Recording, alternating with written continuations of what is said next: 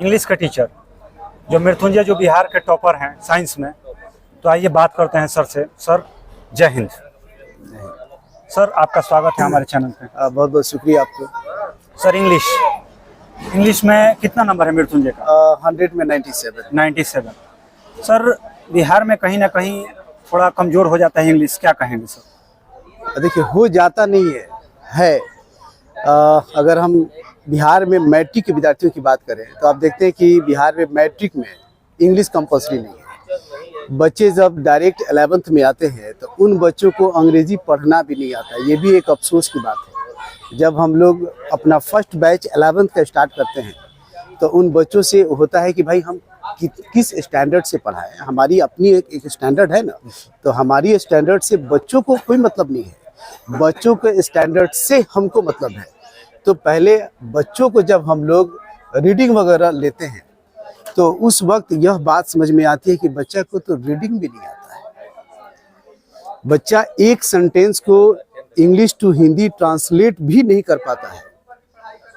Grammar जहाँ तहाँ बच्चे कुछ हद तक थोड़ा बहुत, यह घर है, यह कलम है, कुछ हद तक सीख लेते हैं। लेकिन लिटरेचर की बात की जाए तो जो बैचिक बच्चे मैट्रिक करके इंटर में आते हैं, अगर उनको क्लास 1 का इंग्लिश अगर दे दिया जाए, क्लास 2 का इंग्लिश दे दिया जाए और उनसे कह दिया जाए कि आप इसको पढ़ा दीजिए, तो वो नहीं पढ़ा सकते। एक बार की वाकया मैं बता दूं, चाणक्य स्टडी सेंटर में जब क्लास 11th का बैच स्टार्ट हुआ तो उस वक्त नियर अबाउट 250 बच्चे आए। तो मैं सोचा कि पढ़ाने से पहले क्यों ना मैं बच्चों की रीडिंग कर लूँ। जब मैं रीडिंग बच्चों से लिया, स्टेज पर बुलाया, पोडियम पे उनको मैं खड़ा किया, तो एक क्लास में 45 मिनट्स टू 50 मिनट्स में मैं 81 बच्चों को बुलाया और अगले दिन सारे 81 बच्चे छोड़ दिए। उन 81 बच्चे में किसी को अंग्रेजी पढ़ना नहीं आया। ये भी एक दुर्भाग्य की बात है। तो बिहार में मैट्रिक में इंग्लिश कंपल्सरी नहीं होने की वजह से बच्चे अंग्रेजी सब्जेक्ट पर ध्यान नहीं देते हैं और जैसे ही वो क्लास 11th 12th में आते हैं वो अंग्रेजी सब्जेक्ट उनके लिए चट्टान जैसा भारी हो जाता है। और यहाँ पे बच्चों को काफ़ी मुशक्क़त उठानी पड़ती है, काफ़ी परेशानी उठानी पड़ती है। फिर शिक्षकों को बहुत परेशानी झेलनी पड़ती है। शिक्षकों को अब मैं क्या बताऊँ, पार्ट्स ऑफ स्पीच से बच्चों को पढ़ाना पड़ता है।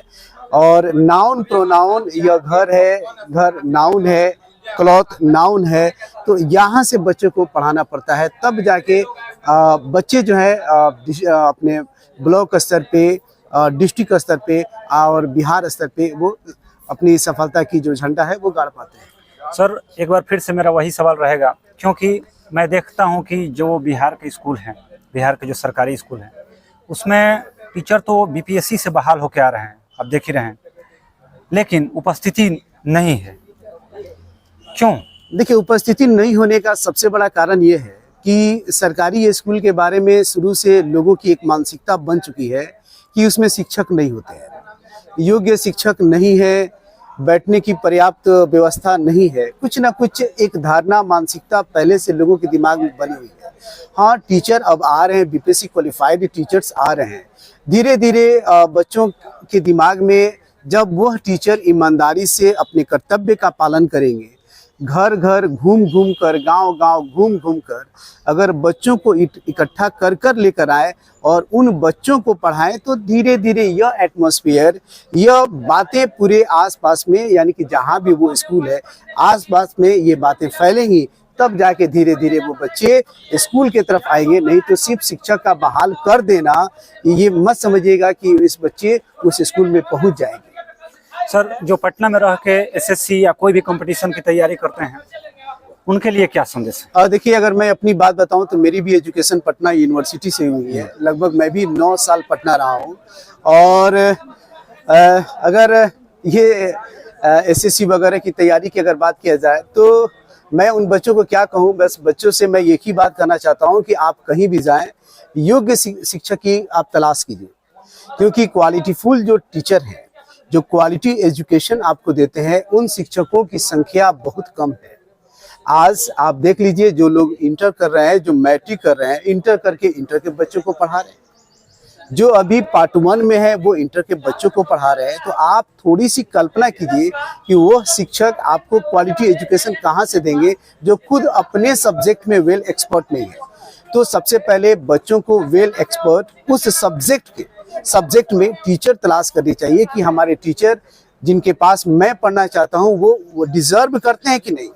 अगर उनके अंदर क्वालिटी एजुकेशन है तो बच्चे वहाँ पे पढ़े। अन्यथा मैं वो शब्द इस्तेमाल नहीं करना चाहता हूँ, आप हर चौक चौराहे पे देखिए, हर गांव मोहल्ले में देखिए, चारों तरफ मतलब कोचिंगों का भरमार है। और देखिए इतने कोचिंग होने के बावजूद भी ठीक है बच्चे कुछ हद तक थोड़ा बहुत पास वगैरह हो जाते हैं, लेकिन क्वालिटी एजुकेशन उन बच्चों के अंदर जब आप तलाश कीजिएगा, कोई चीज़ अगर आप पूछताछ कीजिएगा तो वहाँ पे आप पाइएगा कि वो बच्चों के पास बहुत ज़्यादा पर्याप्त नॉलेज नहीं रह रहा है। तो बच्चों को क्वालिटी एजुकेशन पाने के लिए क्वालिटीफुल टीचर की तलाश करनी चाहिए। चाणक्य जितने भी शिक्षक हैं यहाँ पे सारे टीचर जो हैं वो एटलीस्ट PhD कंप्लीट कर चुके हैं। सारे, किसी के पास 35 साल का अनुभव है, किसी के पास 16 साल का अनुभव है, किसी के पास 20 साल का अनुभव है। ये सारे वेल क्वालिफाइड टीचर्स हैं, तब जाके हम लोग इतने अच्छे स्कोर दे पा रहे हैं। तो बच्चों को भी चाहिए कि वेल क्वालिफाइड टीचर्स के पास पढ़े, अच्छे टीचर्स के पास पढ़ेंगे तो अच्छे एजुकेशन उनको मिलेगा। बिल्कुल सर, एक चीज़ और मैं जानना चाहता हूँ आपसे कि dowry system in Bihar, what do you think about it? देखिए डॉरी सिस्टम तो मैं क्या इसके बारे में कहूँ, ये तो एक ऐसी बीमारी है, अगर इसे यह कहा जाए कि यह कैंसर जैसी बीमारी है जो समाज में जिस तरीके से ये फैल रही है, एक के बाद प्रत्येक एक व्यक्ति इससे ग्रसित है। लेकिन मैं युवाओं से इस बात को कहना चाहता हूँ कि अगर आप अपने पैर पे खड़े हैं, अगर आप स्वयं अपनी मेहनत करके सफलता को हासिल किए हैं, तो आप इस मौजू पर अपने पेरेंट्स से बात कीजिए। अपने पेरेंट्स से बात कीजिए कि जब मैं खुद कमाने में सक्षम हूँ तो ये भीख मांगने से क्या होगा। बिल्कुल, ये डॉरी क्या है? एक प्रकार का भीख है। अगर कोई अपने बच्चियों को देता है तो बहुत तकलीफ से देता है। उसके दिल से जो भी रकम निकलता है एज अ जो भी मतलब कैश के रूप में, वो उसके पूरे जिस्म को हिला देता है। आप देखते हैं कि डॉरी की वजह से कई सारी बच्चियां जो हैं वो आग में जल जाती हैं, फांसी लगा लेती हैं। कई सारे बच्चों के माता पिता जो हैं वो खुदकुशी कर लेते हैं। तो डॉरी सिस्टम दुनिया की एक ऐसी बीमारी है कि जिसको अगर युवा चाहे तभी खत्म होगा। और मैं उन पेरेंट्स से भी ये बात कहना चाहता हूँ कि अगर आपके बच्चे कामयाब हैं, अगर आपके बच्चे अर्निंग कर रहे हैं, कमा रहे हैं, तो भीख मांगने की जरूरत नहीं है। आप अपने बच्चों की कमाई से आप उन तमाम ख्वाहिशात को पाने की कोशिश कीजिए जो चीज़ आप चाहते हैं। क्योंकि आज कोई पैसा देगा तो समाज हंसेगा, आज कोई गाड़ी देगा तो समाज हंसेगा कि देखो वो दहेज के पैसा से वो चल रहा है। आप देखिए ना, BPSC में बहुत सारे ऐसे शिक्षक हैं जो क्वालिफाइड हो गए, बताइए उनकी सैलरी 50,000 रुपया है और वो वैसे बिक रहे जैसे लग रहा है कि किसी मवेशी का दाम लग रहा है कि कितना में बिकाएगा जी, तब 10 लाख में, कितना में बिकाएगा 15 लाख में। तो आज के डेट में डॉरी बच्चों को एक बिकाऊ बना दिया है। जैसे बाजार में उसकी कीमत लग रही है कि यह बच्चा कितना में बिकेगा।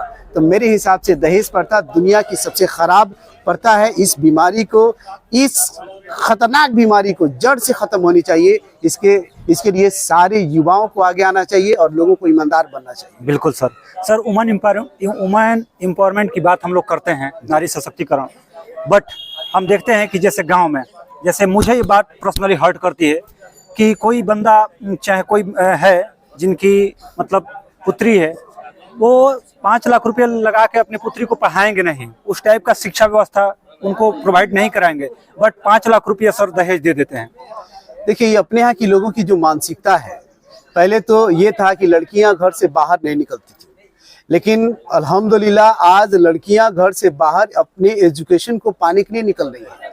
पहले जो लोगों की जहन था, मानसिकता था कि नहीं लड़कियां अगर बाहर जाएंगी तो जो है फिर हमको समाज की जो परेशानियां हैं उसकी सामना करना पड़ेगा, लेकिन ऐसा नहीं है। लड़कियों के अंदर भी कुछ विशेष तरह की क्वालिटीज़ है। अगर आप उस बच्चियों की लालन पालन अच्छे से करेंगे, उसको सही संस्कार देंगे, सही तहजीब देंगे, हर एक प्रकार की बातों के बारे में आप उसको ठोस जानकारी देंगे, तो मेरा अपना मानना है कि लड़कियां समाज के किसी भी गोशे में रहे, किसी भी कोने में रहे, अपने राज्य के या अपने देश के किसी भी हिस्से में जाकर एजुकेशन हासिल करें।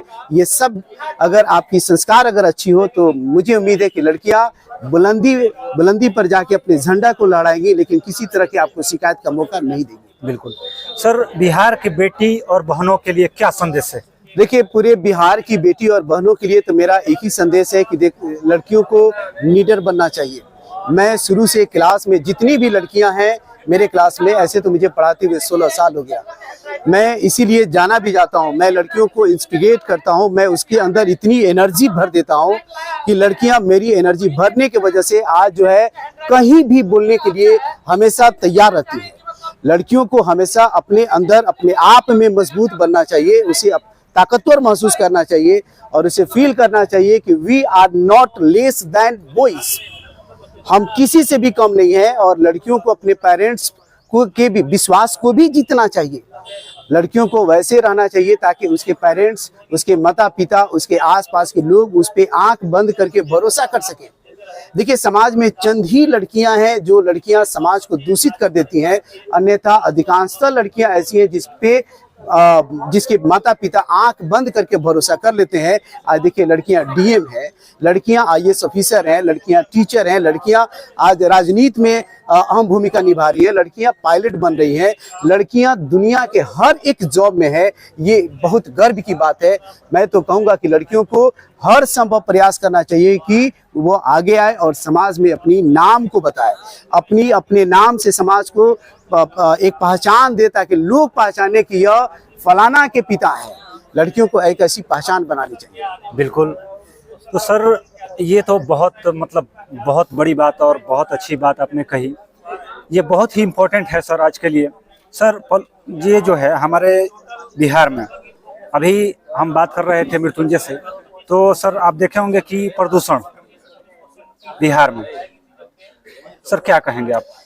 देखिए, प्रदूषण को लेके तो मैं क्या कहूँ, अभी तो जैसा कि आप जो रिपोर्ट दिखा रहे थे, रिपोर्ट देखने के बाद तो मेरा दिल जो है पूरी तरह से दहल गया था, क्योंकि जिस प्रकार से पॉपुलेशन बढ़ रही है, पॉपुलेशन के हिसाब से पेड़ पौधे अगर देखा जाए तो उनकी संख्या बहुत कम है।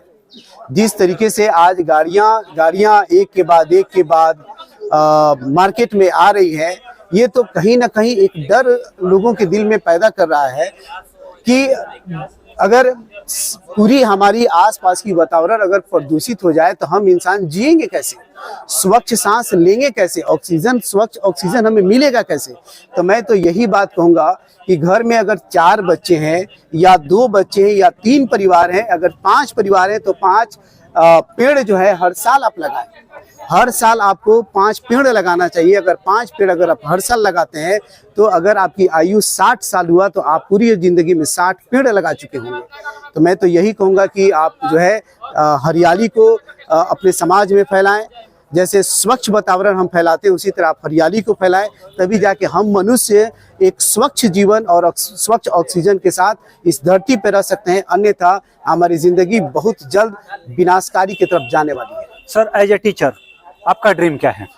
देखिए, अब मेरा ड्रीम तो बस यही है कि मैं बच्चों को एजुकेट करूं, उसको सही दिशा दिखलाऊं, अच्छे रास्ते पर लेके जाऊं, क्योंकि मैं एक ऐसा व्यक्ति हूं कि मैं आंख बंद करके किसी बात को बोलता हूं, सीना चौड़ा करके मैं सच्चाई को बोलता हूं। मुझे सच्चाई पर भरोसा है।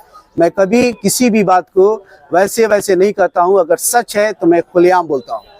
मेरी एक अपनी ख्वाहिश ये है कि मैं बच्चों को एजुकेट करूं, बच्चों को अच्छा बनाऊं, एक अच्छा तहजीब दूं, एक अच्छा शिष्टाचार दूं। बच्चा जहां भी रहे वो समाज को एजुकेट करे। समाज में जब बच्चा अपनी एजुकेशन को फैलाएगा तो इससे समाज एजुकेटेड होगा। जी, आज के बच्चों को एजुकेशन, स्वच्छ एजुकेशन, मैं ये भी कर रहा हूँ, स्वच्छ एजुकेशन का होना जरूरी है। अगर स्वच्छ एजुकेशन आपके दिमाग में नहीं है, अगर आप बच्चों को नहीं दे रहे हैं, तो वो बच्चे स्वच्छ एजुकेशन के जगह पे विनाशकारी एजुकेशन को फैला देंगे। आप देख लीजिए आंख फैला के कि बहुत सारे लोग क्वालिफाइड हैं, एजुकेटेड हैं, लेकिन उनकी जो मानसिकता है वो बहुत एजुकेटेड मानसिकता नहीं है, जिसके वजह से समाज जो है प्रदूषित हो रहा है। तो मैं तमाम पढ़े लिखे लोगों से बस यही कहूंगा कि आप एजुकेटेड इन्वायरमेंट को डेवलप कीजिए, एक स्वच्छ इन्वायरमेंट को डेवलप कीजिए, क्योंकि शिक्षक जो है वो दुनिया का बड़ा एक ऐसा ओहदा है कि उस ओहदे पे शिक्षक गुमान करता है, क्योंकि शिक्षक प्राइम मिनिस्टर को बनाता है, आईपीएस ऑफिसर को बनाता है, हर एक अच्छे लोगों को जन्म देता है। तो शिक्षक के बारे में मैं क्या बताऊं, अगर शिक्षक हैं तो स्वच्छ इन्वायरमेंट आप पैदा कीजिए। बिल्कुल सर, मृत्युंजय के बारे में क्या कहेंगे? देखिए, मृत्युंजय तो एक ऐसा विद्यार्थी हम लोग की जिंदगी में मिला है कि उसको अगर मैं यूं कहूं कि तो वो गॉड गिफ्टेड है।